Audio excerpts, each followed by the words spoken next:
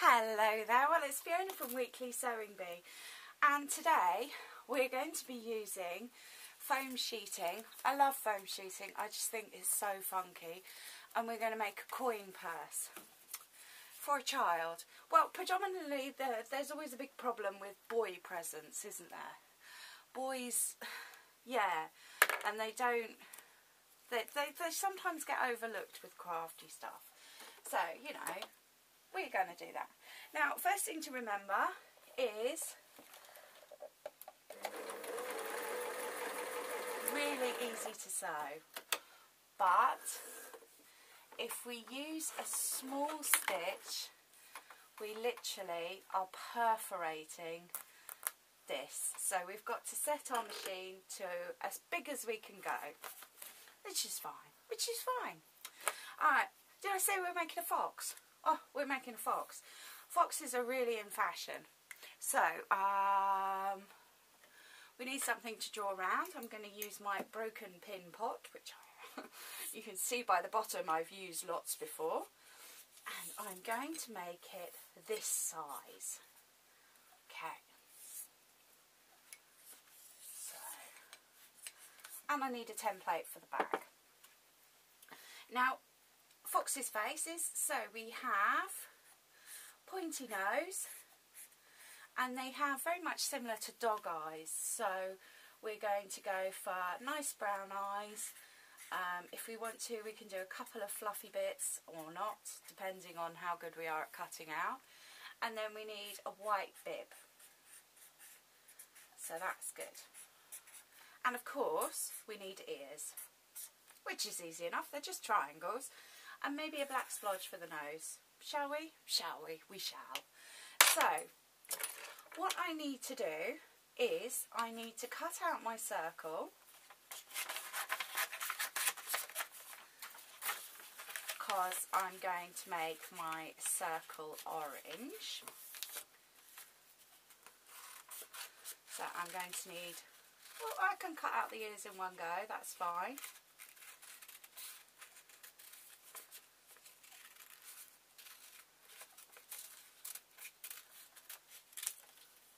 So, for my next bib, I'm going to need to cut away all the lower orange.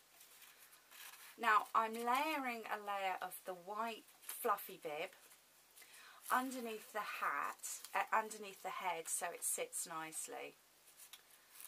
So, and then I'm going to cut this out in white. And then I'm going to cut out another circle of the white plus the orange, and then I can just do the circles, they won't matter so much. Alright, so I'm going to get my stuff cut out, and then I'll be back with an orange layer, a white layer, and then another orange layer, and two eyes and a nose. Be right back. Okay, so welcome back. So I've cut out my face now, and one thing that you'll find is that static, and you put it down and it will sort of travel. So I'm actually just pinning it there. Now there's no reason at all why you can't use glue, but I'm not, so you know, I think it would be wrong. Let's move that camera a bit. It's been driving me a bit nutty all day. There we go. Yes, and I've got my zip as well ready. So, yes, big stitches, haven't actually pinned the ears or anything. And I want it to be unique, so if anything I'm a bit scruffy, but that's fine. Now, shall we start with the tail, because that's slightly easier. So what we have here is a circle from our mug, and we have a tail in white and then a tail in orange, but I've knocked off the end. So I've got my machine set up. Now this is 3 layers of foam, so you know, like, we can do more, we can do more.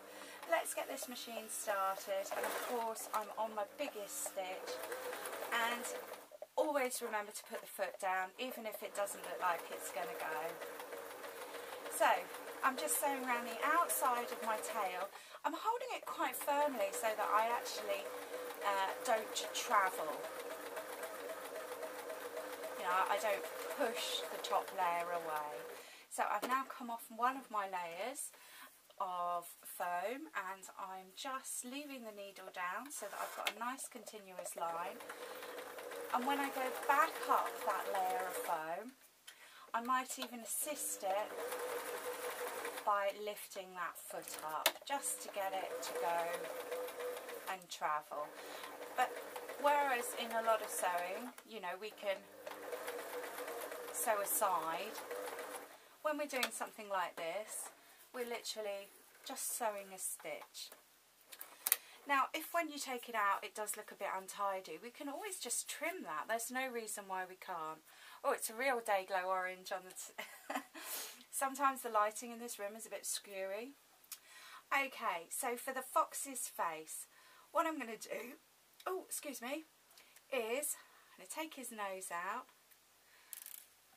And I think it's safe to say that if I sew from the nose and then just up the nose of his face, so I've got this black, I don't need to do any reverse stitching.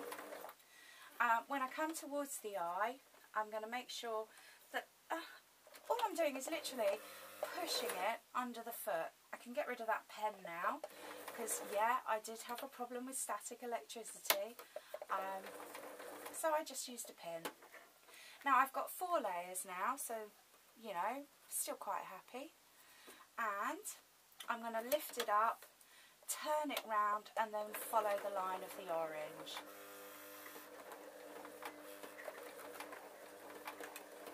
Okay, there we are.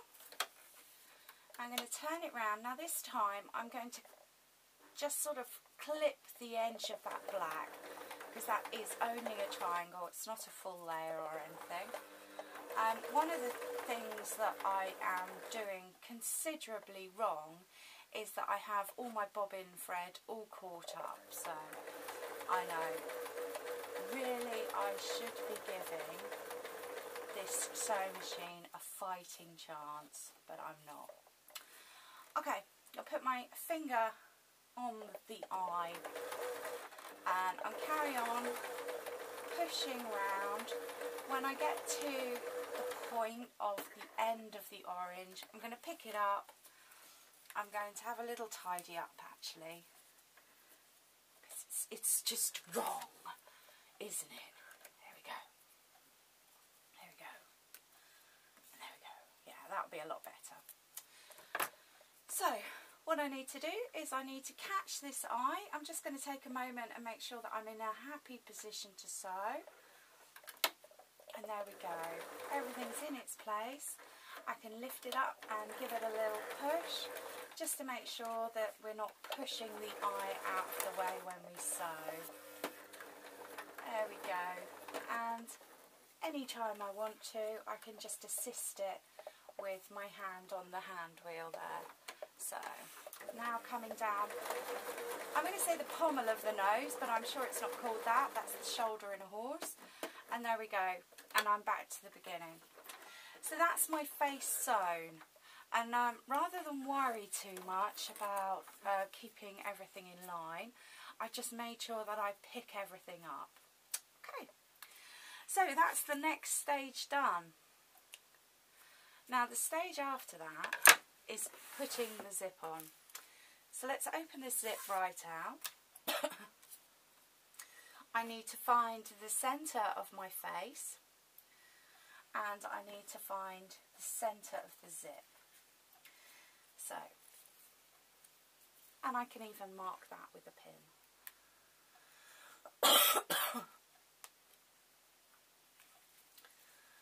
I'm going to ignore the ears but carry on round in a circle.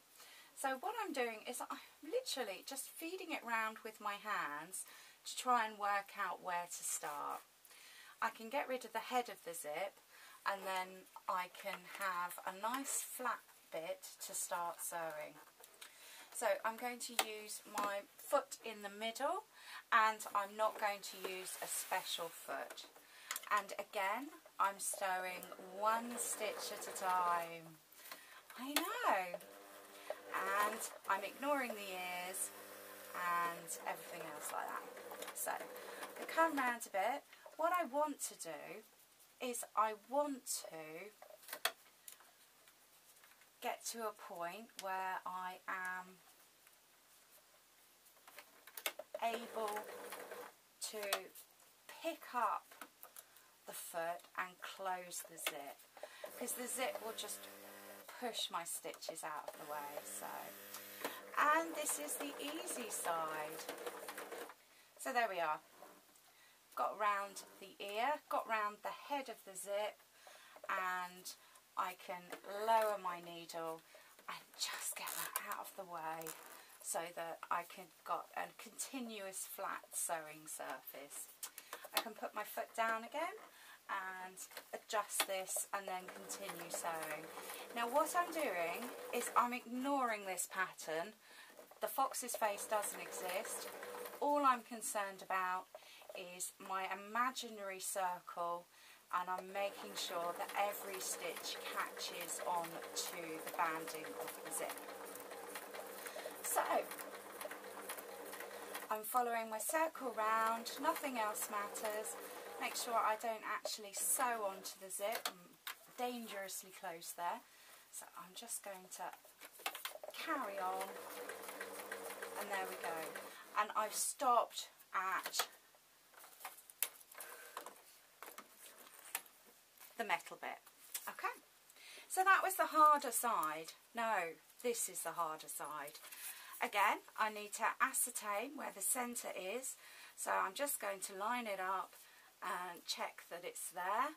I'm going to take my zip, I can fold that in half, and then I can mark where the centre of this is. So again, I can put my pin in, and then I can roll my circle round this binding. Okay, so I've got the place to start. I'm going to take my zip and I'm going to get it out of the way, and then I'm going to try and keep everything else out of the way. So you can see what I mean, that this is the tricky bit. Now it doesn't matter if I've got kind of a jaunty angle to his tail. I don't think anyone's going to mind that. And if I do go over, then that's fine. Okay, needle down, foot up. Yeah, if I do go over too far, so I've got too much of a flap, then I can always trim it off with scissors, can't I? So if I'm not close to the edge. I'm going to force feed this zip to close now, I know, and then maybe swearing. No, I'm only joking. It's not going to be the easiest part of the make, but I do need this zip out of the way, so there we go. That's now open, and it will just give me a lot of freedom of movement. I'm going to swing this round, so I'm now facing the same direction I was to start with. Couple of stitches, check what I'm doing, couple of stitches, and there we go. Now what I need to do is I now need to make sure that I don't push my tail off. Yes, so there we go. Going through the top of the tail now, and a couple more stitches and I'll come off again, because it literally is the point of the tail. Okay, so assist it if it needs it, if it's having trouble gripping, and there we are. We're just coming, and again I'm going to stop sewing at the metal end of the zip. Okay, now good idea to have a quick tidy of your threads now, and this will make it easier to sew the next bit. I'm just going to close this zip up and make sure that all works. Now these loose ends of the zip, I did think about lining this, but I'm not going to.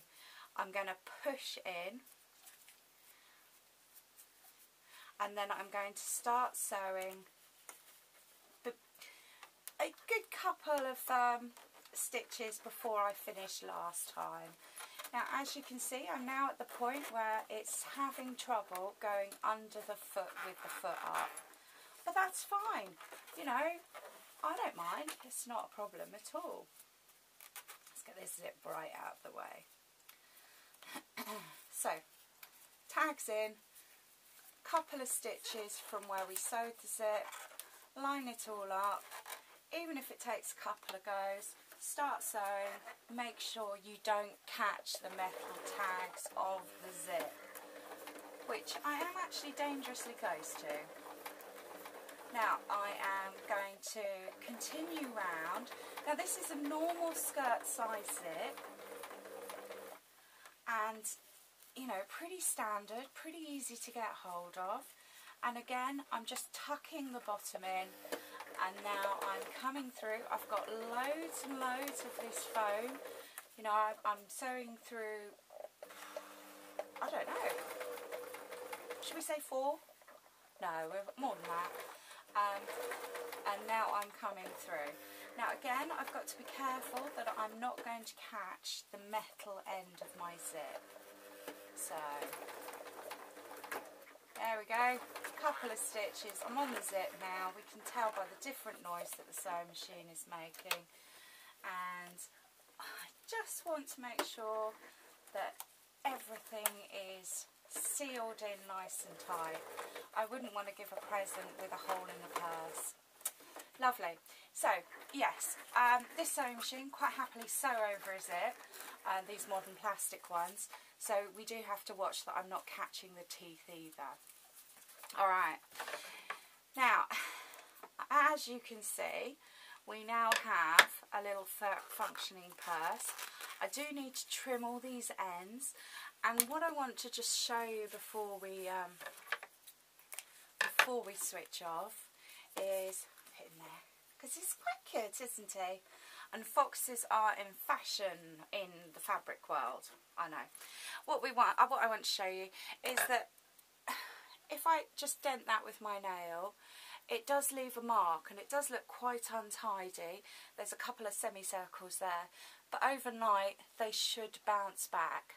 So it will look a bit tidier than it does at the minute, which just looks a bit squashed. But he should bounce back. Anyway, there's my fabulous little coin purse, suitable for a present for a boy. I know, because there's not enough boy presents out there. Alright, thank you ever so much for watching. My name's Fiona from Weekly Sewing Bee. Yeah, I'm happy with that. Alright, thank you ever so much.